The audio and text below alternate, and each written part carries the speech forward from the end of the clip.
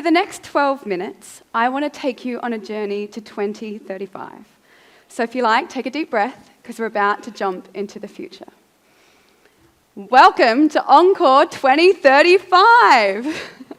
I'm so excited to be here, and I've been given the opportunity to talk to you guys about what's happened over the last 10 years.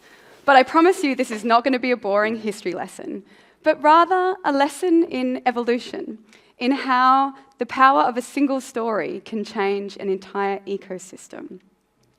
So my story starts here, actually, on this very stage 10 years ago, where a founder was pitching a startup called Symbiosia.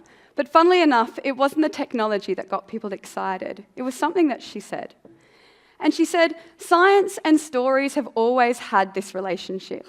Thomas Kuhn wrote a book, The Structure of the Scientific Revolution, where he laid out how the paradigms that we think through shape the science that gets done. Conversely, then, the science that gets done shapes the paradigms that we think through. An example of this is in the year 2000, scientist and atmospheric researcher Paul Crutzen was at a conference in Mexico with his peers, where he had the courage to stand up and say that the data was showing to him that we were not in that safe Holocene period anymore, that our human actions had caused irreparable damage to the climate, and he proposed that we were entering a new age, one that he called the Anthropocene, the age of man. Now, this was a pretty big paradigm shift. And for the next 25 years, this is a paradigm shift that many of us thought through when conducting research. But the founder on stage wondered whether this was a story we needed to focus on. She had 2 small children, and she found that what worked better was telling them what to do, rather than what not to do. So she wondered whether we could focus on the epoch that we wanted to bring into being, the Symbiocene. Now, this is an idea coined by philosopher Glenn Albrecht to mean a time where we live, work, and create in symbiosis with the natural world. Now, this is a pretty big idea, and she got a pretty big round of applause. But she also planted seeds in the minds of the audience, mine included. By the end of the day, people were buzzing, and a whole group of people decided that they wanted to go out for dinner afterwards and talk about what this could mean. Over dinner, they talked about what if they saw themselves as a forest ecosystem, where a sign of health was diversity, where researchers and founders and investors and tech transfer officers and policymakers and media and everyone was in this family together. What if they could be like the tall trees of a forest, the mother trees, the ones whose canopies can reach up to the sun, the ones that also share their sugars with the trees still growing in their shadows? How could they be connected like the mycorrhizal networks that connect the trees to each other, but it's done on this mutual benefit? In fact, I actually have the napkin that they drew it on here for you all. So this dinner turned into a late night that brought with it some revolutionary ideas. They talked about changing how deep tech was funded, with funding that was as patient as the mother trees. Funding, but with no return until companies were tall enough to reach the sun on their own. They talked about governments creating regulatory sandboxes, sections of the forest where they could play with new incentives and they could evaluate old regulations. They talked about creating a place for intuition and creativity where really big, maybe dangerous ideas could be born. And they talked about old wisdom, Indigenous knowledges and the voices that held them being seriously listened to and acted upon. They also talked about how could they create these stronger and more collaborative mycorrhizal networks that connect trees to each other across species and across countries. Because in this way, no one would need to change the world on their own, but just take their piece of the puzzle and connect it with the puzzle pieces alongside them. They got very excited. The seeds that had planted started to germinate, started to grow into this vision of the Symbiocene. But they were also a bit practical. And maybe the political winds weren't so much in their favour. But they didn't get discouraged. Instead, they decided to think strategically. How could they plant the seeds of the new epoch in the current one? They started by reaching out to the ASX-listed companies, the companies that were commanding the industry. These tall trees were spending on R&D, but not in Australia.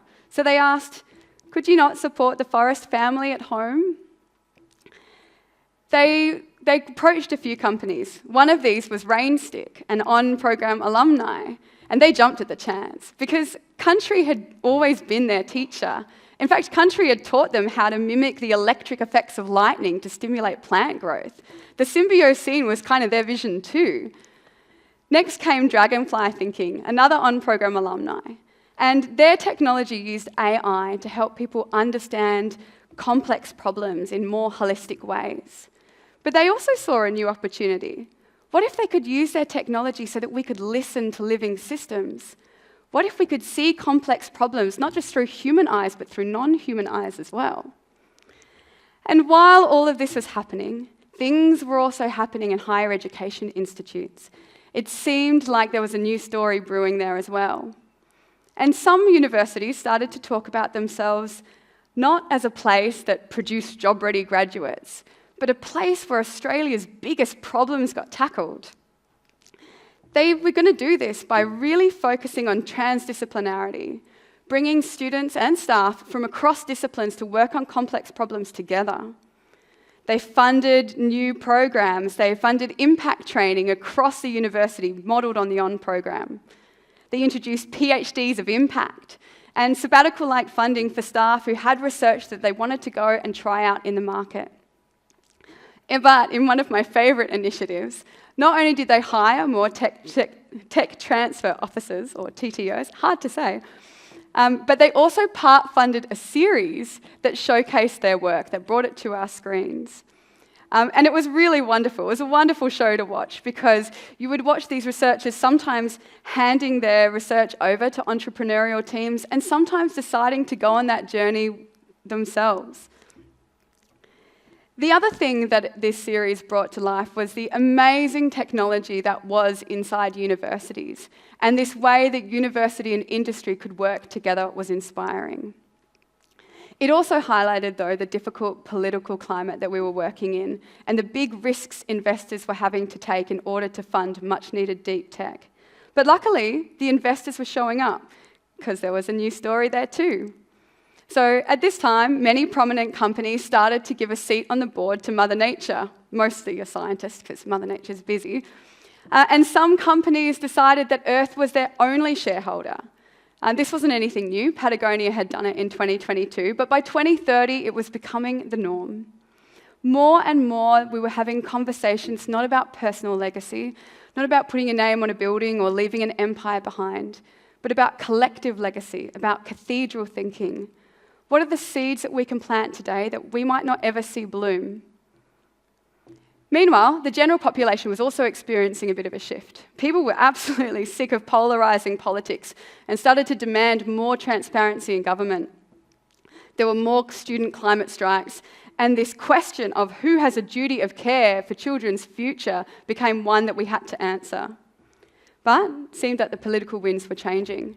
And then in 2030, a scientist who used to work at CSIRO and had authored a few climate reports decided to stand for the highest office in the land, running on a platform of care for country and each other. She spoke passionately about the benefits of good research and having open and honest conversations that were based on facts and not on self-serving narratives. When she was elected, things changed quickly. Those ideas that had been growing in the forest, it seemed like their time had come.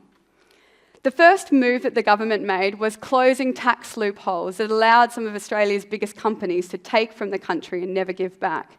And this allowed a massive spend on R&D with a focus on uplifting First Nations founders who were using traditional knowledges to care for country. Of course, also abolishing all fossil fuel subsidies and this money being spent on deep tech that allowed Australia to adapt to a changing climate. Finally, a raft of legislation was introduced across almost every industry, in providing incentives not just towards sustainability, but to regeneration. And because of this, some of Australia's most innovative entrepreneurs and companies that had thought they had to relocate overseas finally started to come home. Then, in a huge move, the new Prime Minister declared that Australia needed a new story, one that was based on the hopes and dreams of all its people. So researchers and universities across the country were tasked with holding a national conversation with a single question: what is the Australia that we want to gift to future generations? Funnily enough, no flying cars, no floating cities, a lot of clean air, clean water, more time with each other, and more time in nature. And these dreams were then put into legislation, and an independent Futures Generation Commissioner was appointed to uphold them.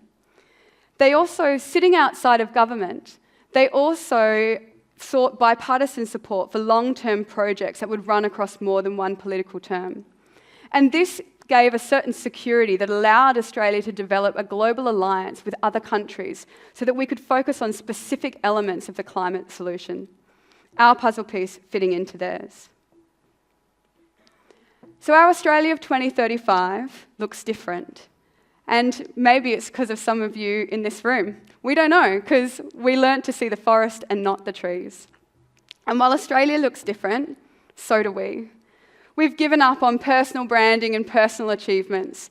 They all seem so anthropocentric now. The Symbiocene requires us to decenter ourselves and to remember that we speak for the bees and the trees and the seas.